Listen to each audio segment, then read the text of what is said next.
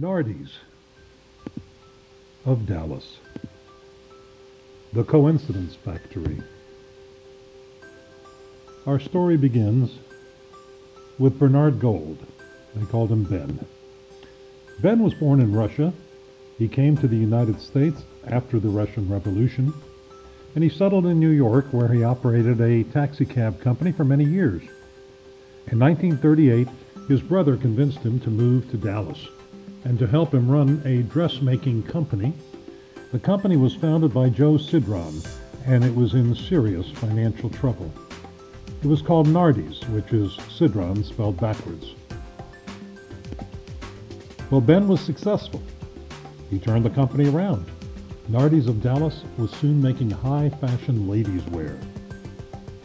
They were the first fashion company to employ African-American workers. They were quite innovative. They were the first ones to have clothing products made overseas. By the late 1940s, they had grown to be the biggest clothing manufacturer in Texas. Nardis began producing wardrobes for Hollywood movies and TV shows. For example, the Dick Van Dyke Show.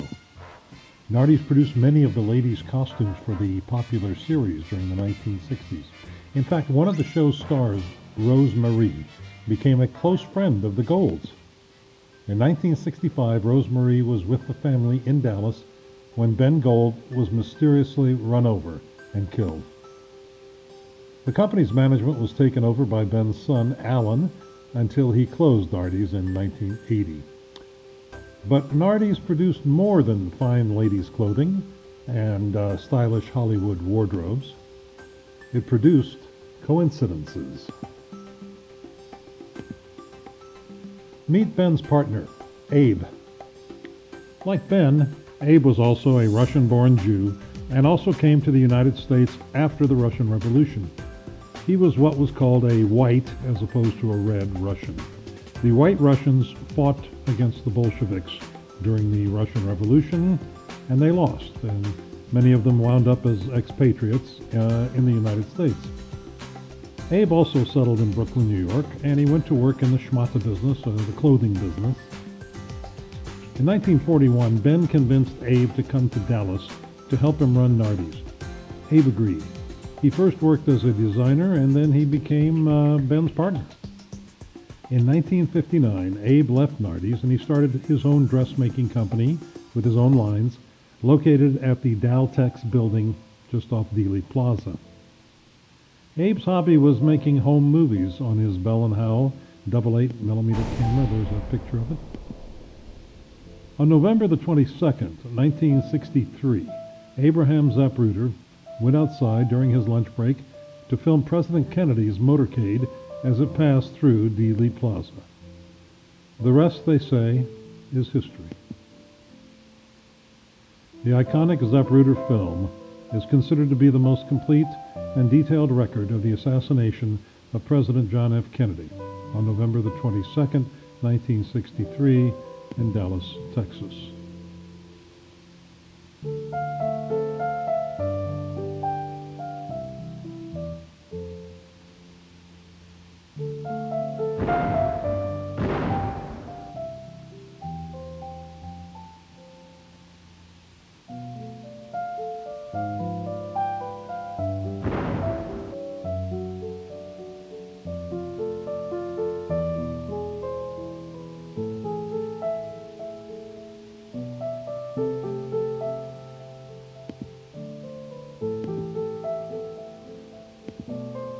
Two of the people Abe Zapruder worked with while he was at Nardis in the 1950s are of special interest because they were also connected to the assassination.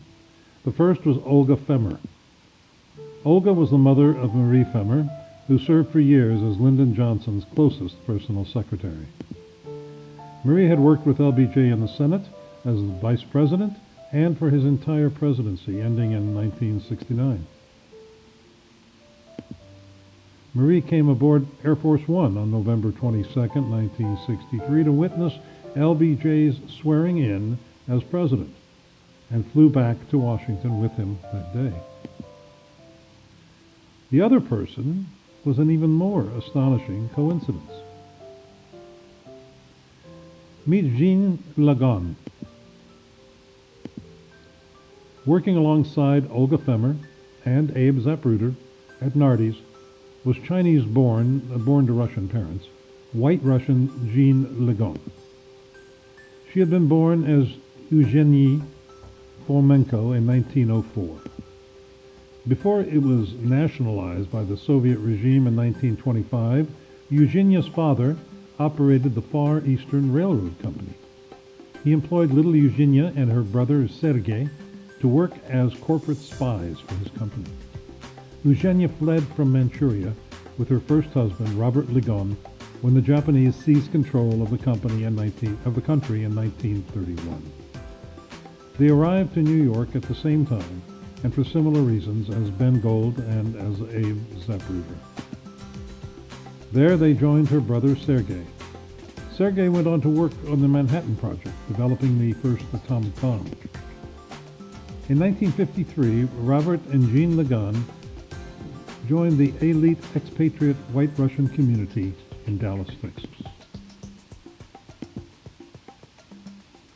While working at Nardis in Dallas, Abe Zapruder would design the dress patterns and Jean would cut them out.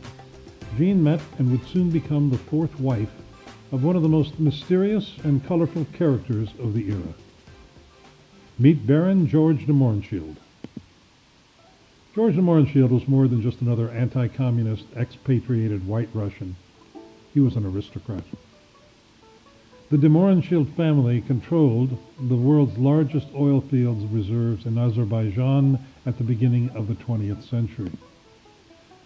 George's uncle Ferdinand was responsible for convincing President Woodrow Wilson to enter the U.S. into World War I. After the war, Ferdinand married Wilson's granddaughter. When the oil fields and the family's wealth were expropriated by the Soviets in the mid-1920s, George de Mohrenschildt and his brother Dmitri fled to the United States. There they connected with the burgeoning white Russian nobility in the Hamptons, and they befriended some of America's wealthiest high society families, including the Harrimans, the Walkers, the Rockefellers, and the Bushes, and the Bouviers.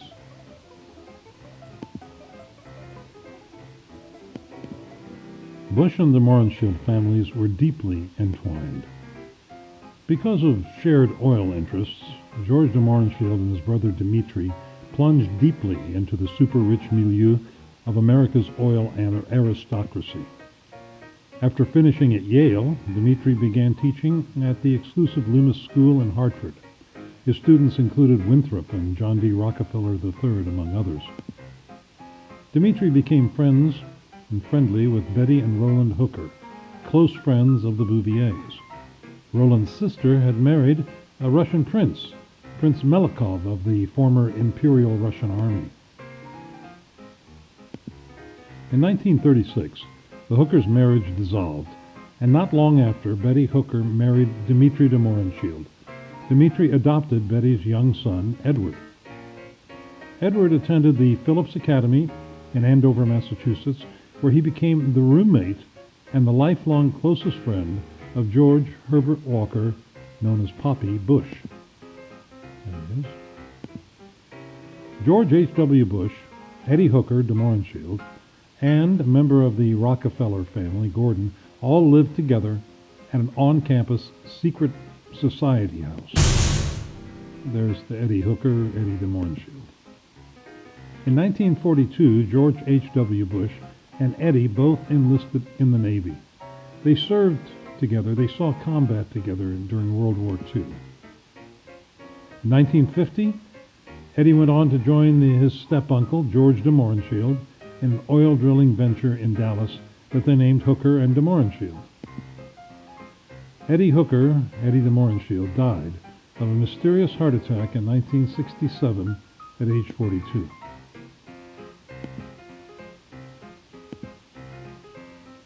Meanwhile, George de Mohrenschildt was getting very close to the Bouviers. As a handsome bon vivant in the Hamptons, George was busy making intimate inroads into several of America's blue blood families. During a stay in Bayport, Long Island in 1938, where he was working as a perfume salesman for his uncle, George de Mohrenschildt became acquainted with the Bouvier family, including 9-year-old Jacqueline Bouvier, the future wife of John F. Kennedy. Jacqueline grew up calling him Uncle George. She was often seen sitting on his knee. George became fast friends with Jackie's father, Black Jack Bouvier, and he spent the summer of 1938 frolicking with him at La Sata, the Bouvier's Hampton estate. Soon, Jackie's mother, socialite Janet Auchincloss, was going through a difficult divorce from Black Jack. She began dating George de Mohrenschildt, and she came close to marrying him. According to George's Warren Commission testimony, he still remained a close friend of JFK's mother-in-law as of 1964. George also became an intimate friend of one of Jackie's aunts, Edith Bouvier Beale, and was for a time engaged to be married to another one of her aunts, Michelle Bouvier Putnam.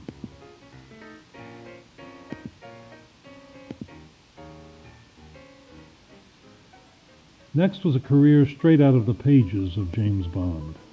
Before marrying Jean Legon in Dallas, George de Mohrenschildt had married 3 other women and fathered children with 2 of them. It was suspected that he was gay and that the marriages were merely shams or fortune-hunting ventures. Here's a little biographical background about George. He was born in 1911 as Jerzy Sergius von Mohrenschildt in Mozir, a town on the Polish border in what is today Belarus. He was raised in Minsk. He and his brother Dmitri fled the Bolsheviks, who had killed their mother, in the mid-1920s. George lived first in Poland, then in Belgium, where he received a doctorate in 1938.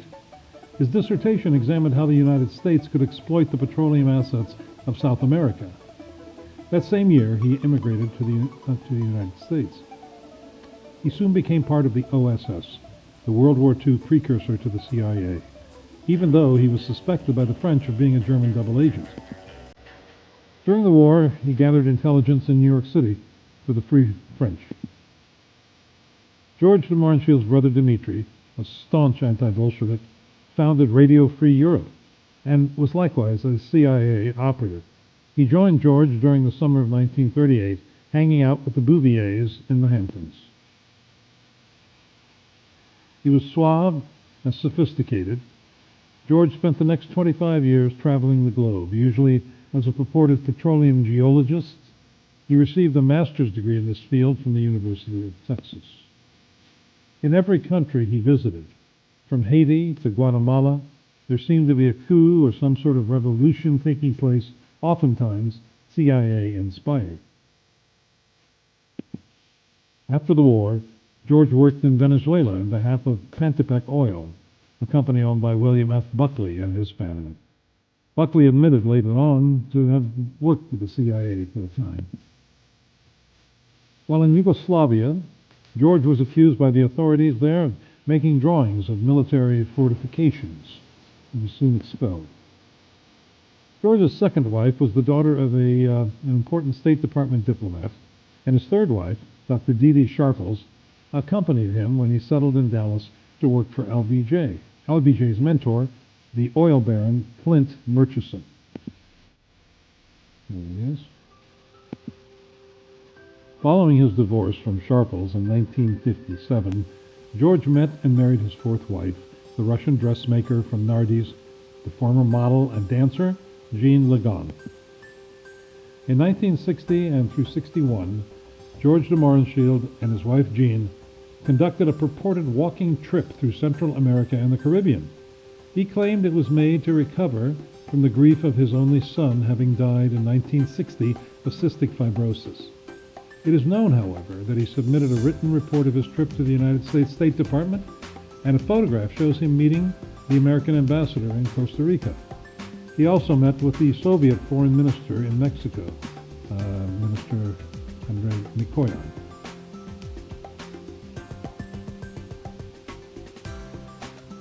In Dallas, George befriended a coterie of far-right oilmen and John Birchers such as H.L. Hunt, Everett Cabell, Harold Bird, and Ted Dealey. He also fell in with the white Russian emigre community, headed by banker and former OSS operative and very close friend of J. Edgar Hoover's, Paul Regaratsky. Regaratsky introduced George de Mohrenschildt to someone who would permanently alter his life, George Buhay. Considered to be the second most influential man in the Russian emigre community, Buhay was ostensibly an oil business accountant. As a young man in Petrograd, Buhay had worked for the American Relief Administration, the ARA, under the leadership of Herbert Hoover. It was a spy cover charity that provided food and aid from the United States to the starving Russian population in the 1920s. Once in the United States, Buhay went to work for the Rockefeller's Chase Bank. Then he moved to Dallas, where he became the bookkeeper for Lewis McNaughton, a partner in the highly influential petroleum geology consulting firm DeGoyer and McNaughton. In 1962, in Fort Worth, Texas, George Buhay introduced George de Mohrenschildt to a strange young man.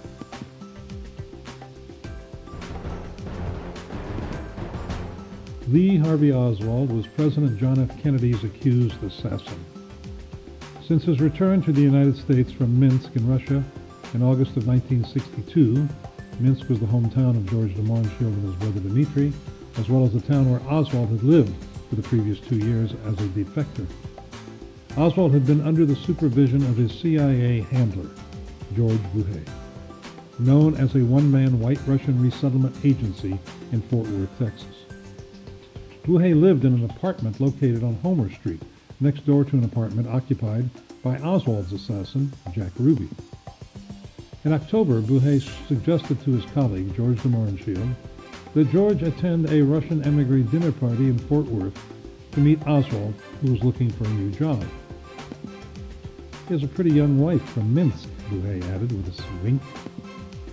Buhay was very attracted to Marina, but could not handle Oswald, whom he viewed as an unbalanced quitter. The conversation went like this. George, I just cannot go on. Oswald is nuts, and we're going to have trouble. Oh, come on. You're too critical. You're too big of a snob. Just because he didn't come from St. Petersburg, then you drop him like a hotcake. They are nice people. Okay, George, then you carry the ball. This exchange came as part of George Buhay's Warren Commission testimony. Well, George de Mohrenschildt did just that. He carried the ball, and he became not only Oswald's handler, but also his best friend and his mentor during the months before the assassination. George de Mohrenschildt convinced Oswald to move his family to Dallas, where it will be easier for you to find a job, unquote. George secured a job for Oswald at a Dallas photographic laboratory called Jaggers, Childs, and Stovall, a company whose primary client was the CIA. George and Jean helped the troubled couple financially and introduced them to members of the Russian immigrant community in Dallas. George introduced the Oswalds to the heavily CIA-connected Russian-speaking Ruth Payne, who became Marina's closest friend and confidant. There she is. It was Ruth Payne who helped Oswald secure a job at the Texas School Book Depository, which was located along the presidential motorcade route 6 weeks before the assassination. It was at the Paynes' home that Oswald spent the night before the assassination and where he stored his rifle. A few months before the assassination, Clint Murchison, the Texas oil man and LBJ's mentor and closest confidant, sent his geologist employee, George de Mohrenschildt, to Haiti. The purported purpose of the trip was to meet with Greek shipping tycoon Aristotle Onassis to discuss establishing a new oil drilling company in Haiti. That's Clint, and that's Harvey. The deal did not materialize. leading many to suspect that George's real mission in Haiti was to deliver or pick up something from Onassis. In 1967, 4 years after the assassination, Onassis married JFK's widow, and she and her children moved to Scorpios, Onassis's private Greek island.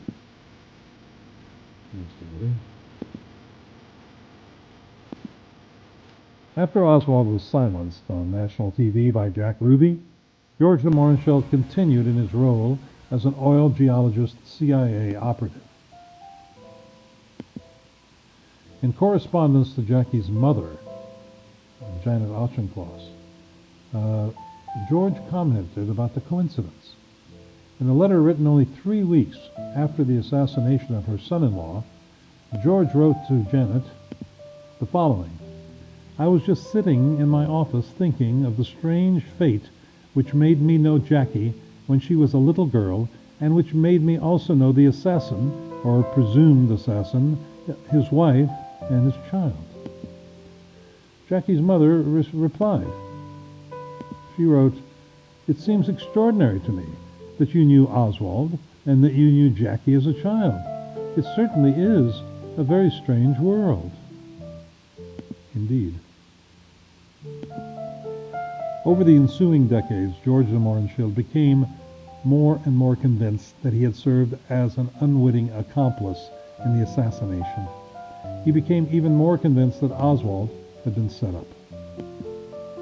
By 1977, in an effort to clear his reputation, George de Mohrenschildt had written a book about his relationship with Oswald and completed work on a manuscript titled "I'm a Patsy, I'm a Patsy," which were Oswald's last words in public, in which George was expected to expose the names of those CIA colleagues involved with the JFK assassination.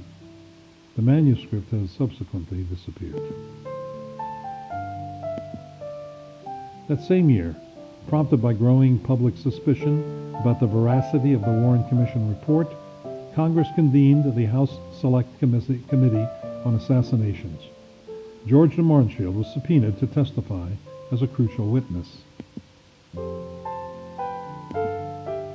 On March the 29th, 1977, shortly after returning from Belgium, where he had been consulting with mystics and mediums, a troubled George de Mohrenschildt gave an interview to Edward Epstein, who was writing a book about him.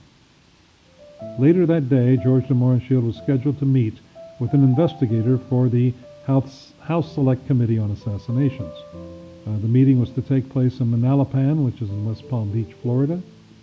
The meeting, during which George had planned to reveal everything to the committee, never took place.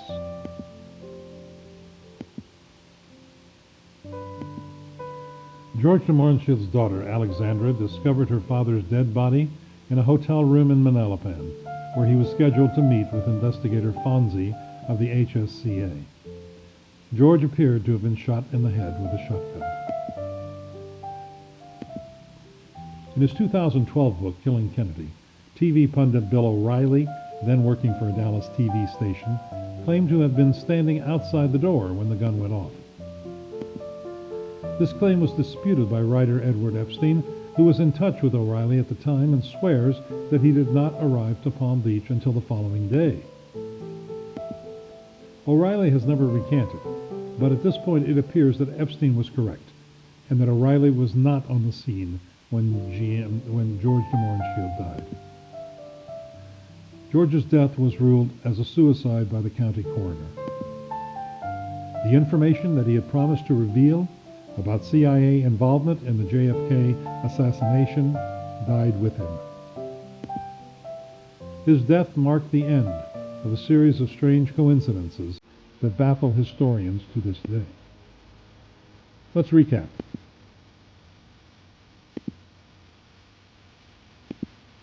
This man, George de Mohrenschildt, who, in the 1930s, was a childhood friend of Jacqueline Bouvier and who was intimately involved with her mother and aunt.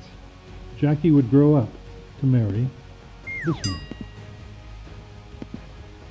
John F. Kennedy, who in the 1960s served as the 35th President of the United States. At about the same time, George served as the mentor and CIA handler of this man, Lee Harvey Oswald, who is believed to have assassinated this man.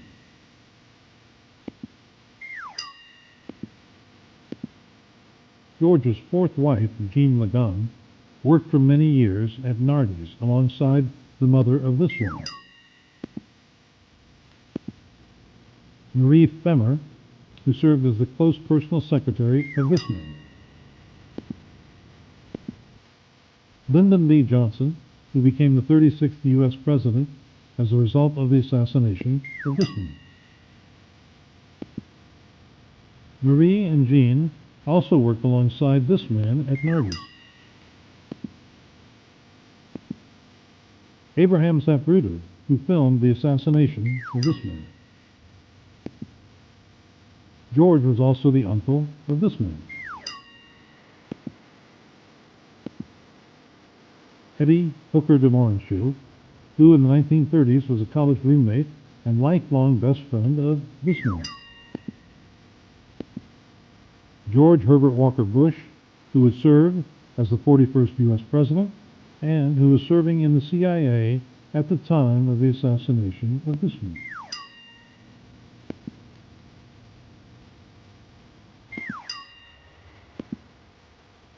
After the assassination, George de Mohrenschildt was sent to Haiti by this oil man, Clint Murchison, who was the mentor and the financial backer of this man, Lyndon Johnson. George was sent to Haiti by Murchison to meet with this man, Aristotle Onassis, who in 1967 married this woman.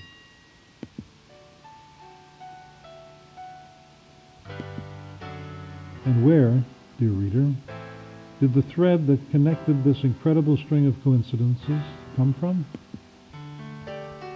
The thread came from this dressmaking factory, known as Nardis of Dallas. Thank you.